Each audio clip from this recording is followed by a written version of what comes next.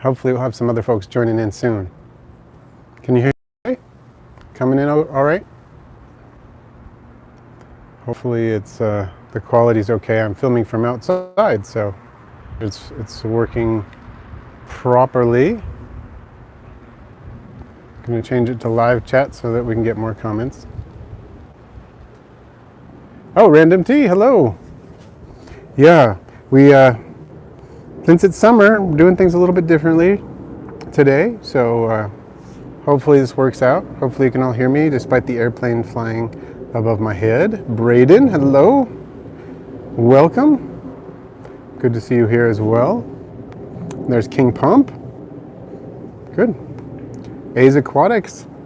Video's very grainy. Okay, hopefully that clears up in a second. I'm hoping it's just like sort of buffering. Canal Side Exotics and Pie Dreadhawk. Hello. Welcome. I'm going to pull up some comments that we got for. So I'm a touch blurry. Okay. We'll try this, see how it goes. If the audio is okay, and maybe the video will clear up a little bit. Hopefully. We're gonna see what we get. Yes, Scott's Animal Adventures. I did think of you. I thought of the folks in UK and other countries that maybe don't get to catch the lives very often, and so I wanted to make it possible for more of you to attend.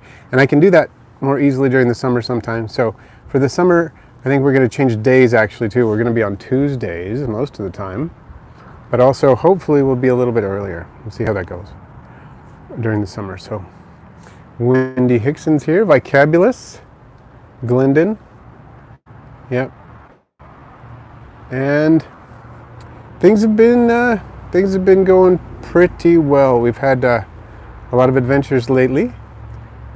Got to travel back east and visit Maryland and Washington, D.C. for my brother's wedding, which was really cool. I enjoyed that whole process, except for the flight. The flight there was a red eye, and that was not fun. But other than that, it was good. So, let's see. Do I ship to Canada? Unfortunately, not at this time. If I could figure out how to make that work, I would.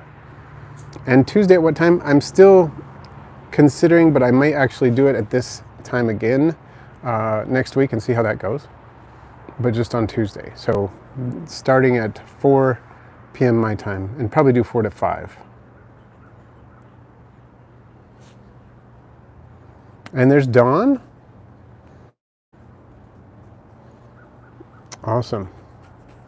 So we'll see how it goes, but that'll be until maybe mid-August, and then I'll have to go back to the normal schedule, something like that. And we'll be playing it, a little bit by ear as that goes. Today's live stream is also going to be kind of short, just about half an hour. All right, Savannah Jones, hello and welcome. We're building up some people in the chat there. I see we've got 17 people and 18 people now and 8 likes. King Pump, do you know anyone that breeds Titan isopods? I breed Titan isopods. I have 2 different types. I have Porcelia hoffmannsegii, the nominate form, and Porcelia hoffmannsegii black. Both types. And McKay Flurry. First live stream in my life beyond Zoom school. Oh, we're getting the likes up. I see 13 now. I see 20 people in the chat. That's awesome. And King Pump, I can't ship them out of state. My permit does not include that species for shipping out of state. So unless, I can only do them locally. Hey, Tarantula Haven. Hey, Alex, welcome. What's the topic? Today it's just kind of open. Open topic today. So anything critter related is on the table. I'm glad to hear the video is finally clearing up. I was hoping it was just sort of a buffering thing. It sounds like it is.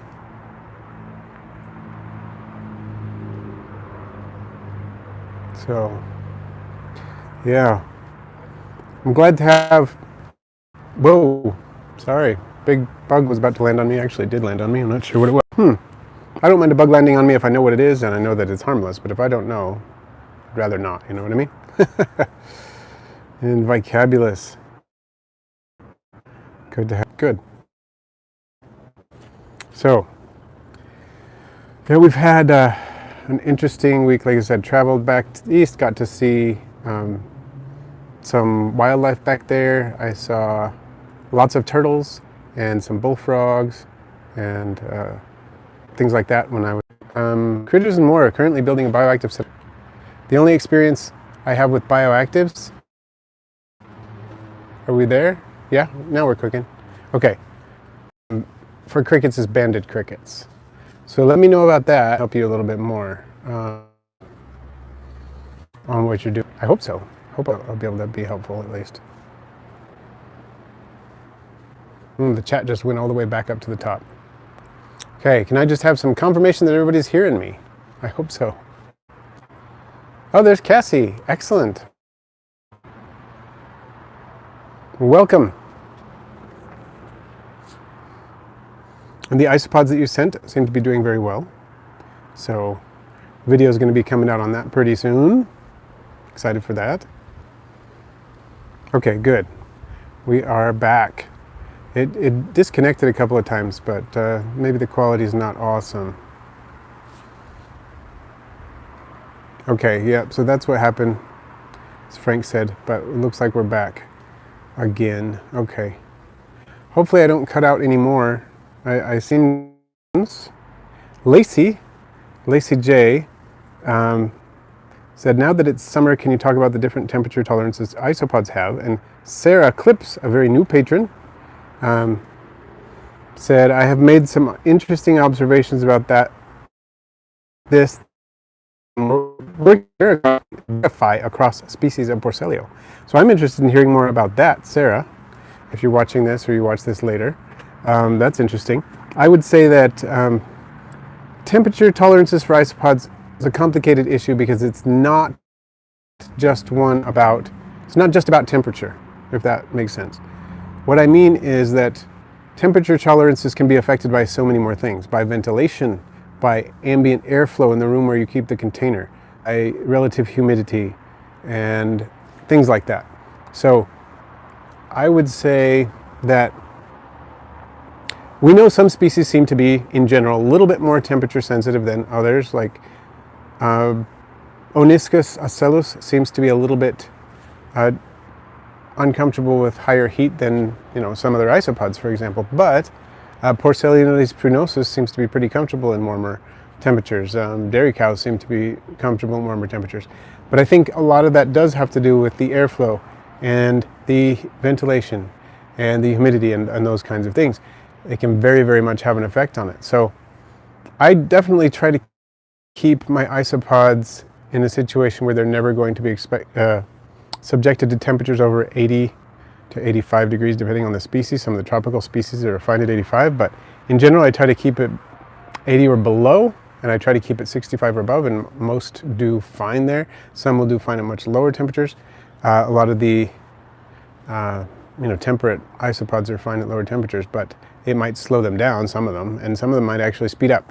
I wish I could give you, Lacey, a more direct, specific answer for this genus does this and this genus does that. But I think so much of it, certainly there are some species-dependent variables involved, but I think so much of it depends on all of these other factors that tie into temperature that it is hard to give generalities or any kind of useful generalities. But I would love to see what Sarah Clips has done in terms of observations. What do you try it from a different room? I can try